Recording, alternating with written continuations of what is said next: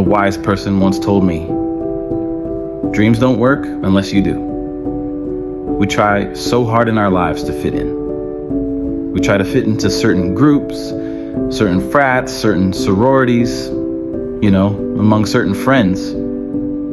Yet the people we idolize the most are the ones that stand out. But when you're prepared, there's no fear. There's no fear of failure. Because even if you've walked out of something and you feel like you failed at it, your preparation is so strong that you're going to take that failure and turn it into the outcome you desire. And most people stop at failure, okay? We've all failed at things. I'm going to continue to fail at stuff, right? It's the most powerful tool you can use, but it all depends on how you use it. What would your future be like if you decided to want that which you desire so strongly that it prepares you past your fears? That you experience the fear, as one book says, feel the fear and do it anyway. Life is 10% what happens to you, is 90% what you do about it. No matter who you are, no matter where you are in life, you can take the lid off of your job. And if you're wondering if you still have the lid on in your life, here are some clues that's going to let you know that the lid is still on. If you're not excited about waking up in the morning, if you're sitting around bored, out of your mind, if you have time to do everything anybody asks you to do, you probably got the lid on. If when you tell your dreams to all your friends, it makes sense to them, you got your lid on, man. Your dream should not make sense to everybody. You got to say something that makes people go, how are you going to do that? That's when you got the lid off. And if I were you, I'd do that. I'd take the lid off. Makes sense to me, doesn't it? They're always going to get ready to get set to get going. What we got to do is, boom, just like that, move into action. Every time you remember your dream, you're removing some dirt. You're digging it back out. The true mark of a champion is even though some dirt gets thrown on your dream, instead of letting it get buried, you keep shaking it off. You keep moving forward. You keep looking for a new opportunity.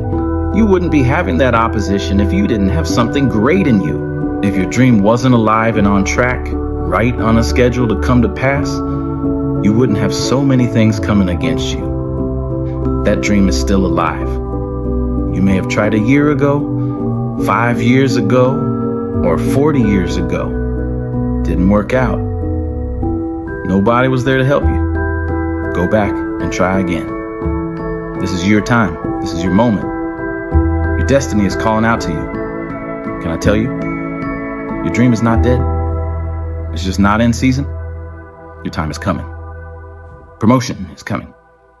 Good breaks are coming. Promises you've been standing on. Dreams you've been praying about. Lack is not your destiny. Constantly struggling, barely getting by is not the end of your story. These light afflictions are, for a moment. The adversity is temporary. The glory is eternal. Lord, I believe this is my year to get healthy and whole. This is my year to meet the people of my dreams. This is my year to go further in my career, to step into a new level of my destiny. This is my year to accomplish dreams, to break free from this depression. This is my year to meet the right people. This is my year to get healthy and whole. This is your year to see double. This is your year for vindication, for restoration, for new beginnings. Now get your mind going in the right direction. Here's the secret. The people that do the most with their lives, the people that seem the most self-assured, the ones that seem to embody confidence, the ones that seem to define confidence, they're the ones that had to face down the most fear. They simply didn't linger in it. Don't hate your competitors. Respect your competitors. Learn from him. I had a very important person in my life come to me and say, "Who's your hero?" And I said, "I don't know. I got to think about that. give me a couple of weeks. I said, I thought about it. You know who it is? I said, it's me in 10 years. So I turned 25 10 years later. That same person comes to me and goes, so you're a hero? And I was like, not even close. He said, why? I said, because my hero is me at 35. So you see, every day, every week, every month, and every year of my life, my hero is always 10 years away. I'm never going to be the hero. I'm not going to attain that. I know I'm not. That's just fine with me because that keeps me with somebody to keep on chasing. That's the thing. Success and failure are generally slow processes, either slowly building things up or gradually tearing them down. And that's why I say you've got to pay attention. You have to watch. You have to watch every single second. Choose love and don't ever let fear turn you against your playful heart. I believe in manifestation. I believe in putting a rocket of desire out into the universe. And you get it when you believe it. You get it when you believe you have it. And that's the key. So we want to get really sensitized, acutely sensitized, sensory acuity, to know whether what we're doing is working or not. And by the way, sensory acuity is really the measure of a person's intelligence. And what I mean by that is, how do we measure intelligence? Intelligence is a measure of the number and quality of distinctions you have in a given situation. You can handle this. You just haven't figured it out yet.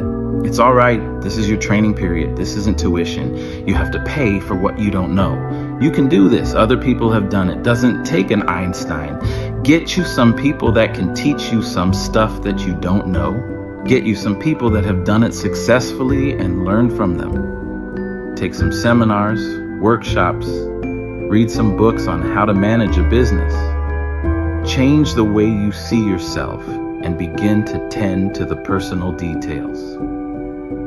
Understand that nobody's going to take care of your business better than you. You will notice the most successful people in any field, they are usually the ones who have failed more than anybody else. You see the difference between a successful person and everyone else. It's not a lack of strength. It's not a lack of knowledge. It's a lack of will. You must experience what this life is totally, isn't it? Before you go, you must experience this. If you do experience that, then such questions will never arise in your mind because that's not the way existence is. It's up to you in a world where we're taught to look outside for answers, for a job that will make us happy, for money that will make us happy. That answer is within. We already have it. We already have the answer, but will we unleash it? Will we give it? Will we own it? Will we truly reinvent ourselves to become the people that we're capable of becoming? The bow too tightly strung is easily broken, says one of the proverbs. Balance is a gorgeous thing. So be monomaniacal around your high-value targets, your HVTS, your mission plan, but also build in some rewards. And that's going to send a gorgeous message to your conscious and your subconscious mind that, hey, this daily practice of execution around my deliverables is a beautiful thing. And you create this thing called momentum. And the monk who sold his Ferrari, I went back and I saw this recently. I think there's a whole chapter on momentum, and you become like this. I love skiing. You start off small, but as you go down the slope, you pick up momentum. A lot of people say, Robin, where do I start? I want to start a new business. I want to become a better artist. I want to find the love of my life. I want to be a world-class creative. I want to multiply my financial life. Where do I start? You just started. You just started. There's great power in the start. And when you start, life starts supporting you. Well, God wants us all to be courageous because he knows we'll face times in life and situations and circumstances that it takes more than just the desire. It takes courage. Many people operate on the basis of fear. on the basis of what other people think. We as believers should operate on the basis of courage. Courage to say no when we ought to say no. Courage to say yes when we should say yes. So what kind of courage do you have? Is yours sort of floating between depending on the situation, or do you know the difference between right and wrong for your life and you've made up your mind? So now you know. The dream is not dead. It's waiting on you. You're not too late. You're not too broken. You're not behind. You're becoming. And becoming one takes time. This is your moment. Not tomorrow, not next week, now. So rise up and dust off the dirt. Take the lid off. Dare to dream wildly again. Whatever it is you've been holding back on, start. Because greatness doesn't come from perfection. It comes from persistence. The ones who make it, they're not the most talented, they're the most determined. You are your only limit. And if you keep showing up, keep learning, keep believing, everything changes. Don't wait for the world to give you permission. Give yourself permission to succeed, because your story isn't over. It's just beginning. If this spoke to your soul, don't keep it to yourself. Like it. Share it. Subscribe for more inspiration. Let's grow together. Let's rise together.